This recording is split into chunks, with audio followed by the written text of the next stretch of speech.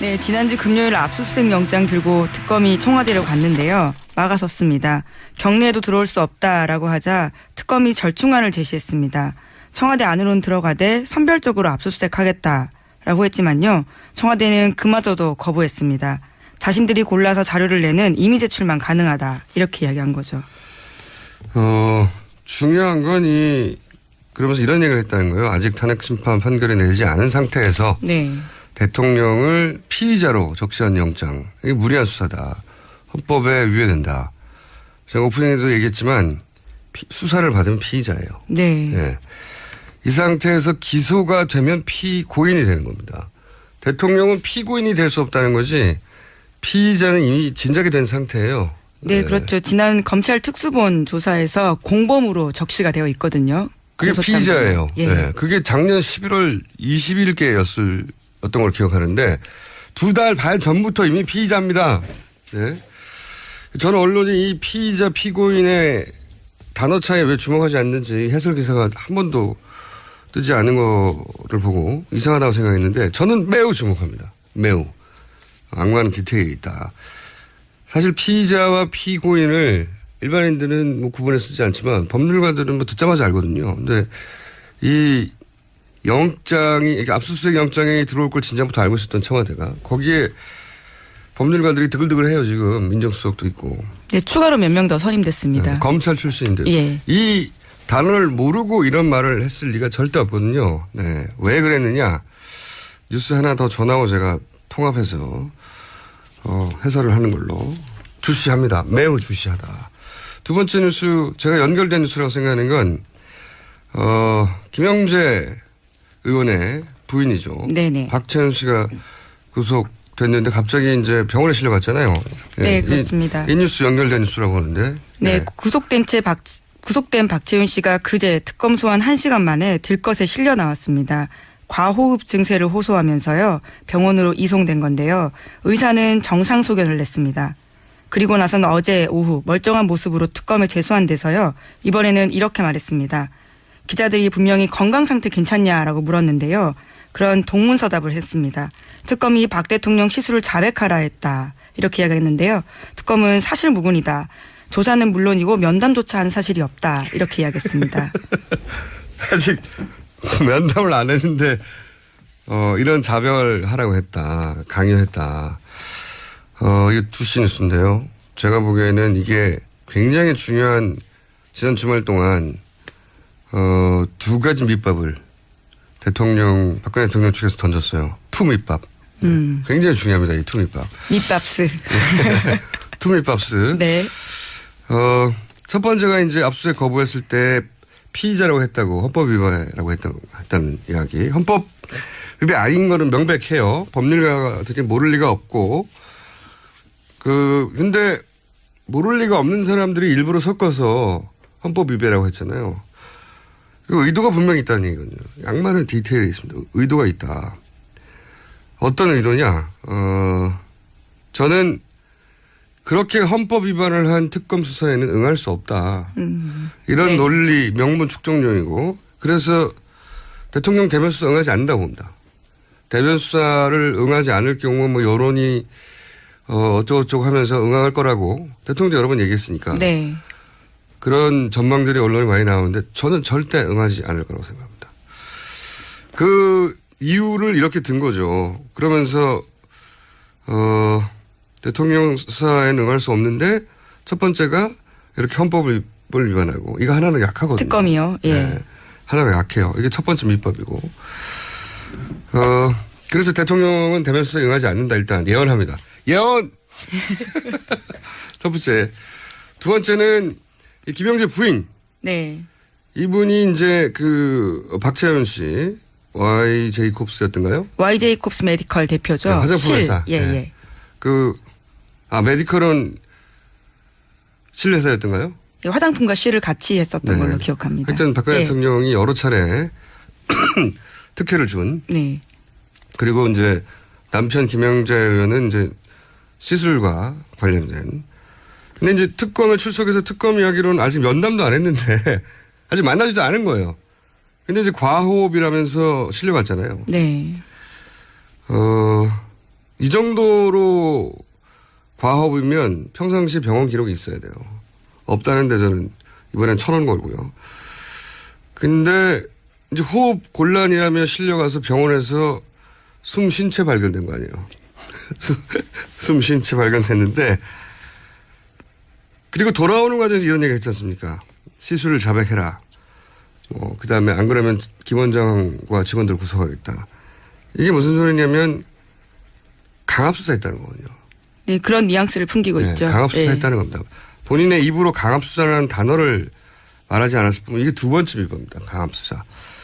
최순실 씨도 지난번에 나올 때 소리지면서 삼족을 멸한다고 했다고. 예. 강압수사 말하는 거거든요. 민주주의 특검이 아니다 이렇게 이야기했었죠. 박지원 씨도 이번에는 강압수사 주장하는 거예요. 예. 그리고 헌재에서 증인신문 나갔던 차은택 씨한테도 집요하게 그 박 대통령 변호인단이 강압적이지 않았냐 조사가. 예, 그렇죠. 물었습니다. 예.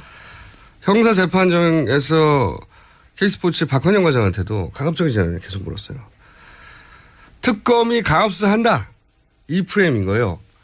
그걸 줄기차게 여러 군데서 이야기하고 있는데 이게 전략에 쓴 거죠. 이 관점에서 뭘 하려고 이런 전략을 쓰는 걸까? 앞으로는 어떻게 할까 예측을 해보면 이 강압수사, 특검이 강압수사한다는 전략을 썼는데 이 전략을 극대화하려면 어떤 방법이 있겠어요? 한 사람은 이 주장을 하면 약하거든요. 최순실 씨, 박채윤 씨만 이 주장을 하면 약해요. 다른 사람도 끌어들이려고 했는데 실패했어요. 그죠? 네.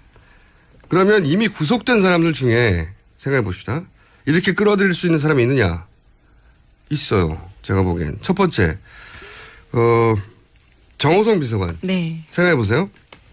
이미 그런 적이 있습니다. 자기가 했다고 다 혐의 인정했다가 첫 번째 그 형사재판 공판에서 전면적으로 부인한 적이 있죠. 공판 준비기일 때요. 네, 기일 때. 전면적으로 부인했다가 이제 다시 또 인정했죠. 네네. 10중 8구 정호성 비서관이 예를 들어서 변호인을 통해서 이런 주장을 내놓을 가능성이 매우 높다. 그리고 이해가 일치하는 사람들 그렇게 주장해서 대통령의 탄핵이 기각됐을 때 이익을 얻는 사람들은 이 제안을 받아들일 수 있다는 거죠. 변호인을 통해서 너 그 강압적 수사 받았다고 한마디만 해. 그래서 예언하는 바입니다. 두 번째 예언. 기구속된 사람들 중에 갑자기 이런 주장을 할 사람들이 추가로 나타날 가능성이 매우 높다. 예. 그러니까 이제 이걸 합쳐보면 헌법도 위배되어 있고 그리고 강압수사를 하는 이런 특검에 대통령이 대면 수사에 응할 수가 없는 거예요. 이런 주장을 하고 이런 주장은 뭘로 이어지냐면 삼성 이재용 부회장 영장 기각될 때 이유가 그 뇌물 수뢰자를 수사 안 했다는 거죠. 박근혜 대통령을. 박근혜 대통령이 또 수사 못했어요. 그럼 영장 재청구했을 때 또다시 기각할 근거가 되고 그리고 이어서 그다음에 이어지는 중요한 일정은 그 특검 연장이 이달 말에 있지 않습니까? 예, 2월 28일이 수사 기한입니다. 예. 그러면 이제 황교안 대행은 헌법 위배, 강압 수사 등등의 명분을 들어 특검 연장을 거부한다. 예. 저라면 이렇게 작절자입니다. 보다 정확하게 말하면 제가 지난 몇 년간 상대해온 박근혜 대통령의 대응 방법은 이런 식이에요. 예. 있는 증거도 없애잖아요. 증거인멸을 하잖아요. 없는 건 왜 못 만들어냅니까? 예. 있는 거 없애는데. 그래서 종합위원 첫 번째 특검의 헌법 위반 강압수사 이후로 대통령은 대면 수사를 이번 주에 거부한다. 두 번째 대통령 대면 수사를 미비를 근거로 해서 삼성 이재용 영장 재청구를 기각한다. 세 번째 이를 근거로 황교안 대행은 특검 연장을 거부한다. 세 가지 예언을 한꺼번에 1,500원을 무려 각각 500원씩 합의 1,500원. 중원에 있는 재산보다 더 많은 것들을 내놓으셔야 되겠네요. 나머지 1,000원은 저희 PD한테 뺏을 생각입니다. 1,500원을 한꺼번에 겁니다. 예. 자, 누군가 강압수사 얘기 나옵니다, 이제. 추가로. 예. 그래서 결국 대통령 대면수를 거부할 것이다. 자, 왜냐면은 지금 박근혜 대통령 측의 지상 목표는 대면수를 하지 않고 대면수사는 굉장히 위험한 겁니다. 대면수사는 수사가 완결됐다는 의미이기도 하고 부정하더라도 그리고 대통령이 법률가가 아니잖아요. 실수할 수 있어요. 예, 말실수할 가능성이 크죠. 예. 절대 안 해요. 원래 한다 그랬는데 안 합니다. 처음부터 할 생각이 없었어요. 안 할 이유를 찾고 있는 거지. 그리고 영장을 기각하고 그리고 특검은 연장 안 하고 예. 종료시키고 그리고 난 다음에 헌재 판결은 3월 13일 이후로 넘긴다. 그 사이에 새로 등장하는 사람이 또 강압수사를 주장하는 사람 정호성 비서관. 청와대 비서관이나 수석들을 했던 사람들 중에 이런 제안을 받을 가능성이 높은 사람들이 있어요. 정호성 비서관은 가장 가까웠으니까 첫 번째 후보라고 보고요. 그리고 뭐 안종범 또는 비서실장도 있지 않습니까? 김기춘 비서실장요. 예. 예. 그리고 수석들 몇 명 더 있잖아요. 예, 뭐 조윤선 장관도 지금 네. 들어가 있고요. 전 장관. 그런 분들은 다 제안 받을 거라고 보고. 예. 근데 법률가 출신들은 이런 제안에 응하기 쉽지 않을 거고. 김춘 혹은 조윤선 두 분은. 그렇지 않은 안종범 수석이나 특히 정호성 비서관 1번 타자라고 봅니다. 1번 타자. 곧 나올 확률이 매우 높다. 그렇게 예언해 둡니다. 제가 이렇게 예언했다고 안 할 거냐. 그래도 해요. 급하니까 자기들도. 그 외에 수가 없으니까. 다음 주전해 주십시오.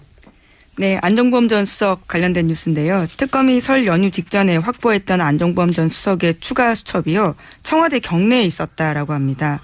이것은 안 전 수석을 보좌하던 A씨가 청와대에 보관하다가 특검에 이미 제출한 건데요. 지난해 11월까지 구속되기 직전까지 쓴 수첩이라고 합니다. 안 전 수석은 지난달 박채훈 씨에게 뇌물받은 추가 혐의가 드러나자 선처를 호소하면서 추가로 수첩을 제출했다라고 합니다. 가장 안전하다고 생각하는 곳에 넣어둔 거죠. 네. 압수수색될 가능성이 가장 낮은 곳 청와대에 넣어둔 거죠. 네. 안종범 수석도 갑자기 강압적인 수사를 했다고 나올 가능성이 없진 않아요. 네. 왜냐하면 지금 뇌물죄가 추가되는 상황이잖아요. 네. 그 전까지는 아니었는데 뇌물죄는 이거 제가 크거든요. 여하간 강압수사 또 등장합니다. 두고 보십시오. 과호흡 쇼죠. 예. 저는 그렇게 추정합니다. 개인적으로.